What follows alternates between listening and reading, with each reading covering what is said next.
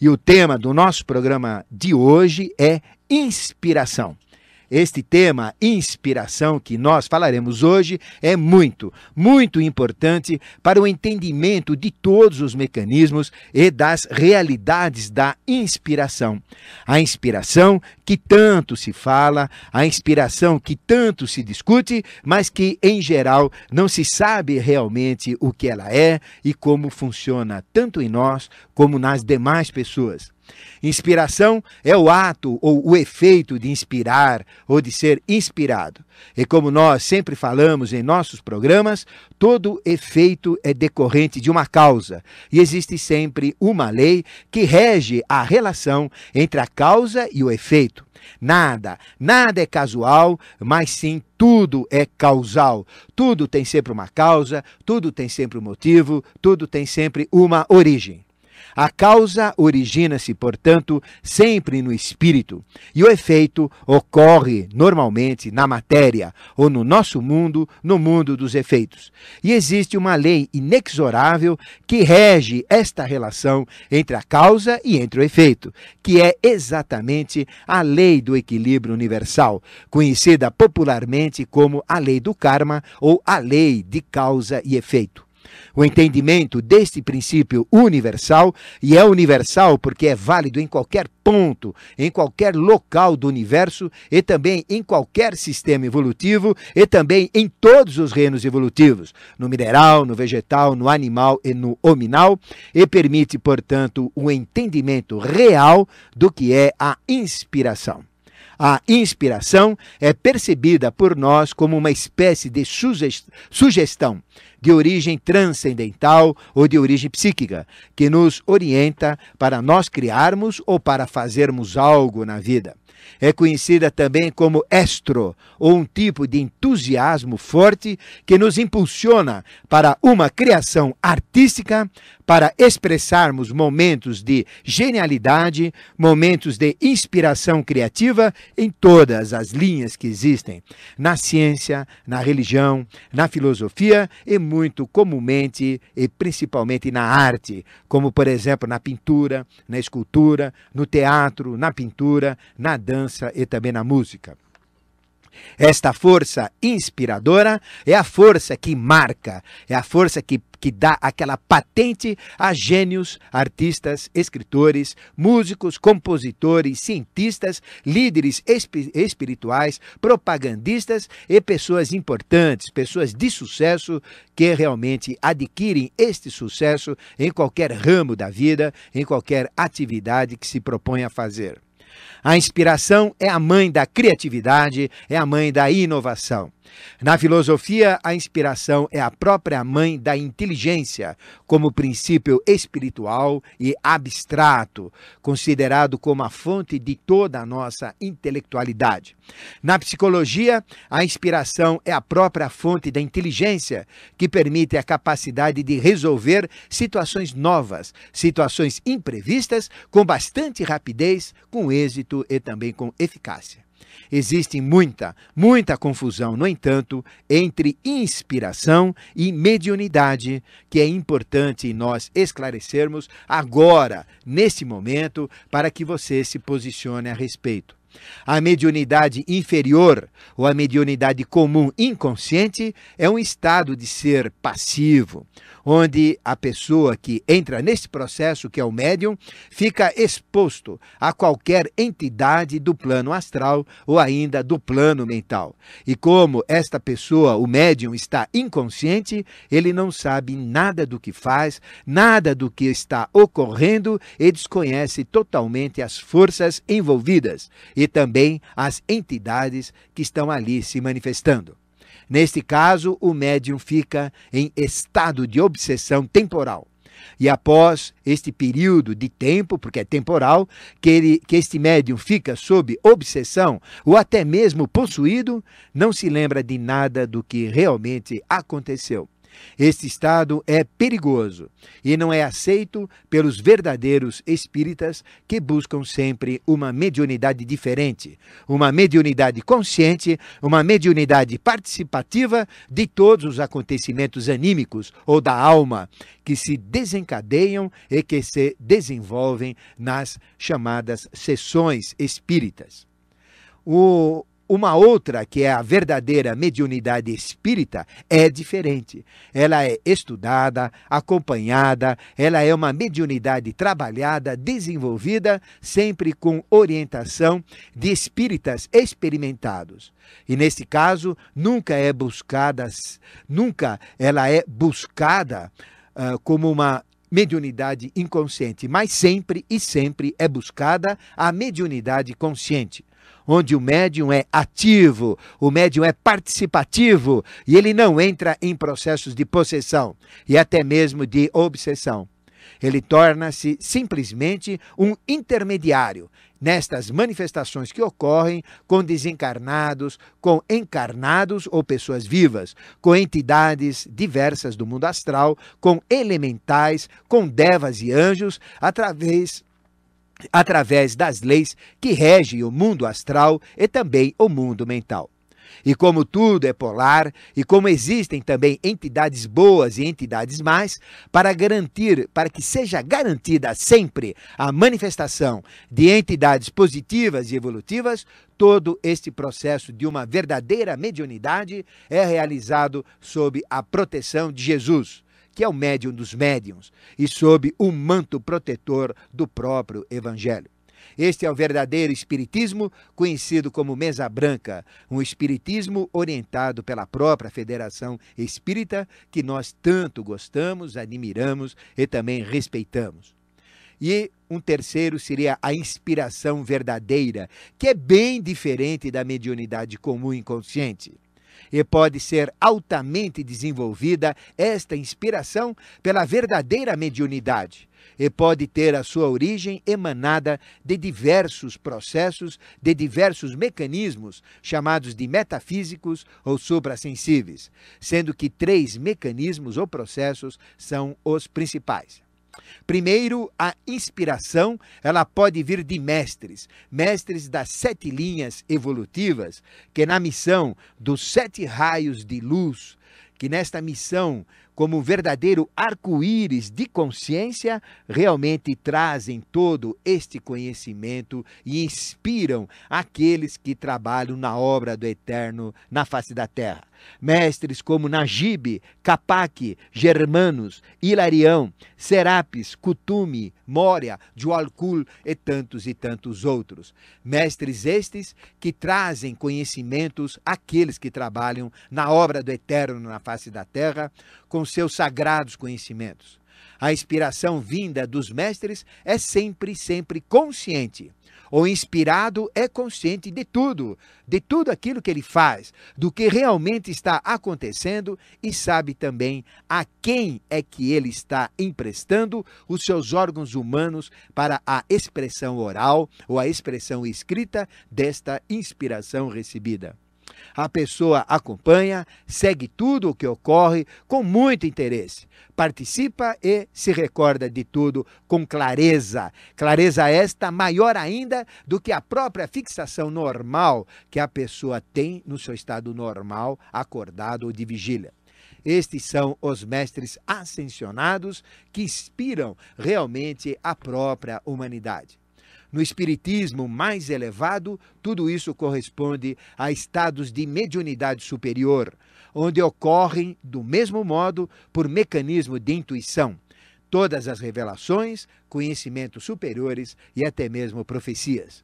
Esta inspiração é um prêmio, é uma dádiva dos mestres que nos dão por amor, quando pelos nossos esforços, pela nossa dedicação em trabalho altruístico pela humanidade, em trabalho pelo próximo, nós atuamos então como membros da obra do Eterno na face da Terra em prol da evolução. E quando isto ocorre, quando nós trabalhamos para o planetário, que é o rei do mundo, Melquisedeque, que assume a figura avatárica de Buda, Krishna, Maomé, Zoroastro, Forri, Kung Fu Tse, ou Confúcio, Lao Tse e tantos outros seres, que a essência é sempre a mesma. Então, aqueles que trabalham em prol da evolução se ligam a estes mestres. E existe uma regra: quando o discípulo está pronto pelos seus esforços, o mestre aparece. E antes de aparecer, ele começa sempre com a inspiração, para os primeiros ensinamentos que são dados por inspiração, seguindo-se posteriormente aqueles que serão dados face a face, olho a olho, na frente do próprio discípulo. Um segundo processo de inspiração é aquela inspiração que pode vir do ego, do eu superior, da nossa centelha divina, da nossa essência como mônada, do nosso corpo causal, que é a nossa origem, a causa desta nossa personalidade. Isto tudo sintetizado como nosso Cristo interno, como nossa mônada evolutiva. Mestre interno que nos inspira quando nós entramos normalmente toda noite no estado de sono profundo. E também nos inspira em vigília, onde a inspiração é o meio mais comum, é o meio mais simples que nós, seres humanos, percebemos ou que nos é passado do espiritual ou dos planos arrúpicos, que quer dizer sem forma, dos planos do espírito espirituais que são imateriais em nossa dimensão de nossa consciência.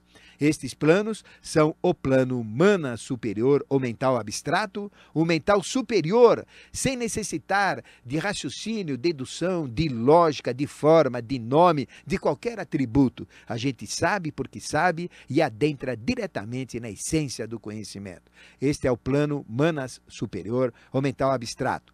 O outro plano espiritual é o plano búdico, ou plano da intuição, de onde flui a intuição como verdade, como conhecimento pleno de fatos e acontecimentos que inevitavelmente sempre acontecem e ocorrem exatamente como nós o percebemos pela própria intuição. E o plano átmico ou crístico, que é o próprio plano da consciência crística, um plano de uma consciência superior, que é o plano que liga as ideias espirituais de tudo que está plasmado no espírito para se plasmar posteriormente fisicamente. Neste processo, a consciência superior migra, se transfere diretamente do nosso mestre interno para esta nossa consciência de personalidade ou a consciência de vigília. E este processo pode ser desenvolvido por exercícios, por yoga ou religião, como sentido de religar, ligar novamente aquilo que outrora estava ligado e que agora está desligado. Ou seja, ligar a mente concreta com a mente abstrata ou espiritual. E também, principalmente, pela prática da meditação. Meditar. Ou seja, eu mesmo, como essência, medito as grandes verdades, as grandes realidades. E isso nada mais é do que a própria voz da consciência, aquela voz que nos fala interiormente, como a própria voz do silêncio de nossa excelsa mestre HPB, da mártir do século XX, este ser fantástico que escreveu e que trouxe ao mundo o conhecimento da teosofia, tel de Deus, e sofia de sabedoria, que um sexto ser, um sexto princípio, mudou todo este conhecimento, não em sua essência, mas adaptou ao ciclo atual como eubiose, que foi Henrique José de Souza, um baiano que ninguém conhece, mas que o Brasil todo deve muito a este ser, que foi o fundador do movimento ao qual nós pertencemos. E um terceiro processo é aquela percepção desse conhecimento, de todo este processo da inspiração, que vem do exterior mais imediato ou do exterior mais próximo. A inspiração, ela pode vir do plano astral, através de sentimentos, sentidos também, como, por exemplo, visões. Né? A gente vê uma visão que é uma visão inspiradora para um quadro de arte, para uma peça musical, ou então para um projeto científico. E também através de vozes que nos dizem intimamente o que é para fazer. São vozes inspiradoras, visões inspiradoras através dos sentidos. E também a gente pode perceber tudo isso através de emoções e até mesmo por impulsos instintivos que nos levam, sem que a gente saiba como, a um determinado efeito tendo este impulso instintivo inspirador. E também através de entidades astrais, de elementais, de pessoas vivas ou de pessoas desencarnadas que já morreram, através de mecanismos do mundo astral. E também tudo isto, toda essa inspiração pode vir de imediato e de próximo de outras fontes do plano mental rúpico, do plano mental de forma material, que é conhecido como mental concreto, que nós participamos nesse mundo exatamente através da razão, da lógica, da dedução, da indução, do raciocínio. E neste caso, querido e querido ouvinte, como o mundo astral e o mundo mental estão dentro das regras da polaridade, pois só no universo manifestado tudo é polar. Não tem nada aqui que não seja polar. O mundo físico, o mundo vital, o etérico, o astral e o mental são mundos polares. Então, tudo que vem do plano astral ou do plano mental é polar. E aqui vem alertas importantíssimos para você considerar. Os seres que se manifestam nessas dimensões podem ser mais elevados ou menos elevados que nós, mais sábios ou mais ignorantes, mais adiantados ou mais atrasados do que nós.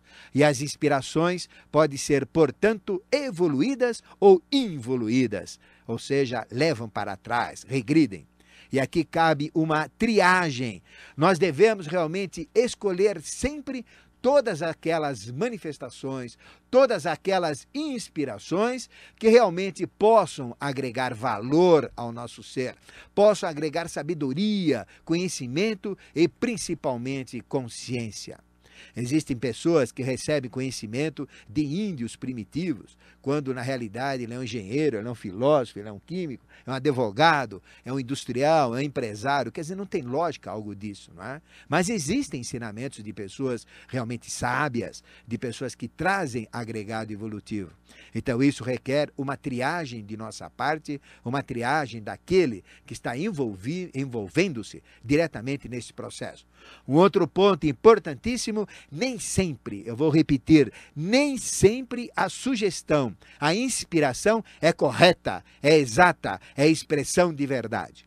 O fato de vir do astral, o fato de vir do mental, de uma entidade qualquer que pertence a uma outra realidade, não quer dizer que isto é verdadeiro.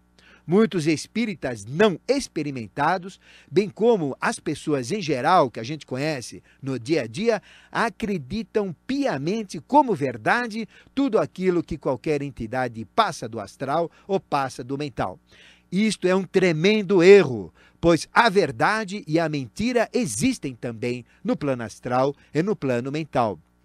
O mundo da verdade, onde não existe a mentira, é apenas o mundo espiritual. O mundo astral e o mundo mental são mundos polares, exatamente como o nosso. E tudo que tem aqui tem lá naquele mundo astral e no mundo polar. Então existe a mentira, existe a falsidade, existe o eu, existe o engano, existe a ignorância, existe também todo o lado oposto.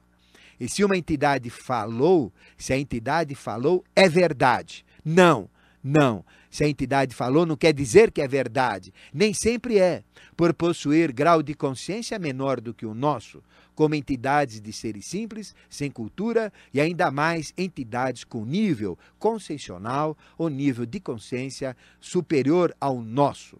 Também existem, a gente pode entrar em contato com entidades com nível consciencial inferior ou nível consciencial superior. E em ambos casos, também nós estamos sujeitos a sermos enganados, porque existem entidades superiores que nos perturbam, nos induzem a erros e a coisas a que procedamos de uma maneira errônea. Então a gente tem que estar atentos. Nunca aceite a infabilidade de manifestações do astral, ou que ela seja infalível. Nunca aceite, e muito menos do mental.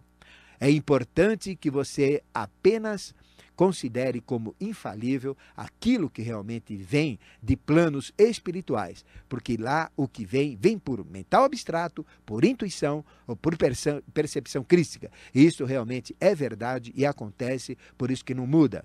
É importante que você tenha prudência, cautela, pé atrás e estado de atenção, estado de alerta. E nunca acredite piamente no que vem do astral ou no que vem do mental. Siga a regra que nós sempre ensinamos. Não aceite nada cegamente, porque se você aceitar, você estará aceitando algo possivelmente errôneo. Porque você entendeu de uma maneira errada aquilo que veio do astral ou do mental, ou porque já veio errado mesmo. Então não aceite. E também, ao mesmo tempo, nunca rechace nada de um modo impulsivo, porque você poderá estar rechaçando, você poderá estar fechando as portas de sua compreensão para uma grande verdade, um grande conhecimento. Então, toda a inspiração que a gente recebe, ela deve ser realmente trabalhada, pesquisada, estudada, compreendida, peneirada e sempre analisada com o maior impulso interior voltado a uma análise crítica. A gente tem que ser muito crítico e analisar piamente, senão a gente entra, como popularmente se fala, entra pelo cano. Né? Então, realmente, isto é importante. E também, todo esse processo de inspiração está ligado a inspirar, a respirar, a jogar oxigênio que acende a nossa fornalha interior. Inspirar é in para dentro, e pira vem de fogo sagrado, do fogo do Espírito Santo, vem do Pentecostes, vem desse conhecimento que nós chamamos Agni, que é a ciência, o conhecimento superior, o mental abstrato, o quinto princípio, realmente a mente cósmica, que nós chamamos de Indra, que nós chamamos de Surya, que nós chamamos de Agni de uma maneira geral. Então, este processo da inspiração está ligado ao fogo sagrado, está ligado ao Espírito Santo, não é? Como exemplo daquele Pentecostes, onde transformou um simples homem, um simples ser, na figura de um discípulo, num verdadeiro adepto, como o grande Santiago, não é? Como outros, como os 12 apóstolos, de uma maneira geral. É importante você considerar que a inspiração pode ser boa e que pode ser má também. Assaltos muito bem realizados, processos de tráfico de drogas também muito bem sucedidos, também são desenvolvidos por inspirações diabólicas. Não é? Então, existe inspiração boa e inspiração má. Existem mensagens e inspirações boas que são passadas por nomes duros, nomes rígidos, aparentemente ruins por seres comuns e até mesmo feios fisicamente, mas são mensagens excelentes, boas. E existem mensagens e inspirações ruins, desgraçadas, amaldiçoadas, que fazem a pessoa ser um anátema, um amaldiçoado evolutivo, mas que são passadas com nomes agradáveis, gostosos, bons, deliciosos ao nosso ouvido, e também passados por seres lindos, mulheres exuberantes, homens fantásticos, que realmente são verdadeiras expressões do mal. Vigilância nos sentidos é a arma. É seguir o grande ensinamento escoteiro, que todos vocês devem seguir, sempre alerta. Nós temos agora ouvintes na linha. Alô?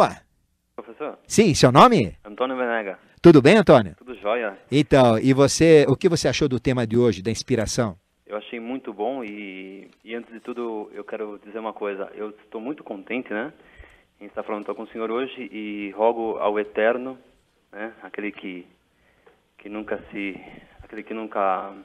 o sem face, que o ilumine cada vez mais a seguir esse caminho, professor, mesmo porque também o senhor é uma das poucas pessoas que falam sobre o grande Melquitzedek. É um ser assim fantástico. Eu que estudo Kabbalah, tenho uma pálida ideia do que seja esse ser e toda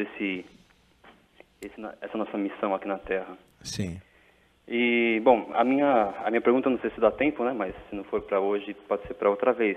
É uma correlação, né, entre a inspiração, né, se tem alguma, eu creio que sim, com o sopro, né, ou o alento divino, ou até mesmo o som, né, da criação e o sopro que o Eterno, né, sim, com um certo nome, deu nas narinas de Adão. Se tem certo. alguma relação entre esses fundamentos, né? Perfeito.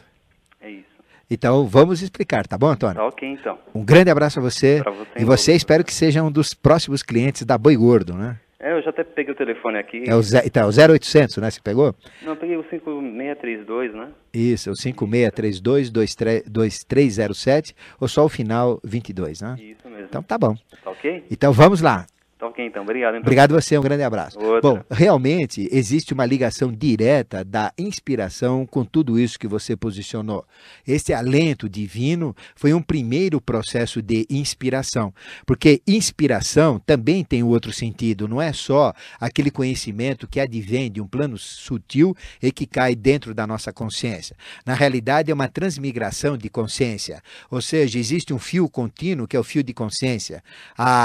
Toda a evolução é uma transformação de vida e energia em vida-consciência. E a consciência do mineral passa para a consciência do vegetal, que é todo o conhecimento do vegetal, passa para a consciência do animal, que é toda a consciência do animal, passa depois esse fio para uma quarta fase, ou trecho do fio, que é a consciência hominal, depois passa para uma quinta fase de consciência nesse fio, que é a consciência angélica, depois passa para a consciência de semideuses e a consciência integral, que é dos deuses. Então, na realidade, o fio da consciência é o próprio fio de Sutratman, Sutra, fio, Atman, espírito. É o próprio fio do espírito. E toda esta linhagem de consciência, ela tem todo o conhecimento mineral numa fase, continuando a consciência, o vegetal, continuando o animal, o hominal, o angélico, os semideuses e deuses. Então, a inspiração nada mais é do que uma passagem de conhecimento dentro deste fio, que é a própria consciência, de estados superiores de consciência para o nosso estado de vigília, que é o estado hominal. Então, este é o processo de consciência. E este é o mecanismo da inspiração, segundo um parecer, segundo um lado do conhecimento, né, que é o lado de transferir esta consciência. Mas existe outro lado da inspiração, que inspirar significa colocar o ar dentro dos pulmões, é fazer a dilatação torácica e encher o ar com o sopro divino. E quando Jeová soprou as narinas de Adão, ele fez a primeira inspiração, uma inspiração forçada que foi o próprio sopro, o próprio hálito divino. E quando Jeová soprou as narinas de Adão, ele colocou Adão à vida, ele transformou Adão de um ser inerte, de um homem feito de barro, realmente num ser com vida. Aí começou a inspiração. E Adão, então, começou a ter a consciência física ou mineral, para depois ter a consciência, nós chamamos isso de fase adâmica. Depois teve a consciência no vegetal, chamada fase hiperbórea. Depois a consciência no animal, chamada lemuriana. E por fim, a consciência mental, que nós chamamos fase atlante ou ariana atual. Então, esse é o processo. Então, tem tudo a ver o que você falou. Uma pergunta muito inteligente e muito profunda, Antônio, porque este sopro, este alento divino é a própria inspiração, como no sentido de inspirar.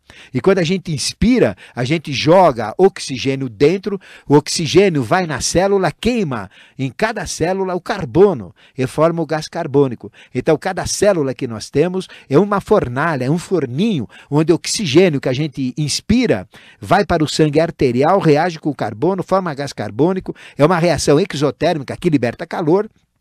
E o produto desta combustão, que é o gás carbônico, vai para o sangue venoso, que a gente joga para fora na expiração. Então, inspiração é a introdução de oxigênio, é a introdução do elemento que vai ativar o fogo. E o fogo é exatamente o mesmo fogo da mitologia, o fogo que foi roubado dos céus, né, do carro de Apolo pelo grande ser, não é?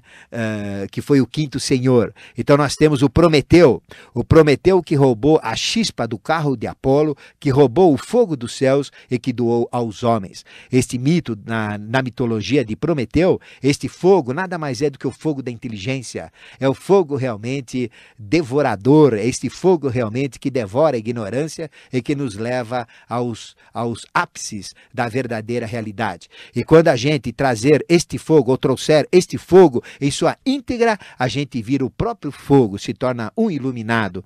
E este fogo que a gente se torna um iluminado cria automaticamente uma mancha no céu. E quando todo mundo se iluminar, uma mancha no sol. E quando todo mundo se iluminar, o sol então se apaga e aí não precisa mais evoluir, porque a inteligência súria, este fogo que é a própria inteligência, representada por Pentecostes, representada pelo próprio Espírito Santo, que é o fogo de luz, exatamente este fogo passou para nós, então não tem mais sentido a própria evolução. Então tem tudo a ver. Realmente é uma pergunta muito interessante que você fez. E esse sopro divino que Deus nos deu foi a primeira inspiração que nós podemos dizer bíblica. Então você matou a charada, Antônio. Você acabou de falar da primeira inspiração. E quando a gente adquire estados superiores de consciência, a gente então consegue também todo este valor espiritual, todo esse conhecimento. Existe uma técnica chamada de pranayama, onde através da própria inspiração a gente consegue acordar este fogo sagrado, Agni, e consegue se tornar um adepto somente pela respiração. Chama-se pranayama do loto, que infelizmente eu não posso ensinar pela rádio, porque muitas pessoas poderão fazer errado e isso então reverterá em processos não muito salutares. Mas a gente sempre fala de todo esse processo do pranayama do loto. E quando a pessoa pratica o pranayama, é exatamente essa inspiração. E quando ele pratica esta inspiração, que é a respiração, vem a inspiração real, que é o conhecimento, a sabedoria. Então, o próprio pranayama já vai te dar todo o conhecimento, toda a sabedoria. Por isso que, sabiamente, nós temos a Hatha Yoga, onde Ra quer dizer sol e Ta quer dizer lua. E usa o pranayama, a respiração, conjugada com asanas ou posturas, exatamente para despertar esse poder superior. É o próprio caduceu de Mercúrio vivo que transforma este fogo interior na própria sabedoria. Então tudo está correlacionado e tudo está realmente interligado. Muito obrigado pela sua pergunta, Antônio. Realmente foi muito inteligente. E a você, querido e querido ouvinte, que tentou ligar, não conseguiu. Então realmente é importante agora você considerar, não ficar apenas buscando, meditando, esperando a inspiração. Você tem que realmente praticar a transpiração. Você tem que lutar, tem que estudar, tem que pesquisar, tem que buscar. E quando você realmente praticar a transpiração, depois de muito suor, depois de muita busca, quando você estiver pronto, então o mestre aparece. Quando o discípulo está pronto, o mestre aparece. E depois de muita transpiração é que vem a inspiração. Hoje eu recebo muita coisa por inspiração, mas isso demorou muito tempo e até então foram anos e anos, décadas atrás de muita transpiração. Não desistir. Existem 3 qualidades importantes dentro desse processo. A humildade, a paciência e a perseverança. Então a gente tem que ser perseverante, trabalhar, buscar a verdade, buscar o conhecimento, estudar todas as linhas, todas as tradições, todas as artes, todas as filosofias, e quando a gente estiver preparado pela transpiração, a inspiração vai ocorrer. E se você quiser acelerar o processo, use da inspiração, que é a técnica do pranayama, que vai te levar a este fogo interno, realmente a inspiração superior. Porque entrando pelo pranayama, usando o pranayama, a gente atinge estados superiores de consciência e a inspiração, que é provocada pela própria inspiração da respiração, vem a inspiração física também.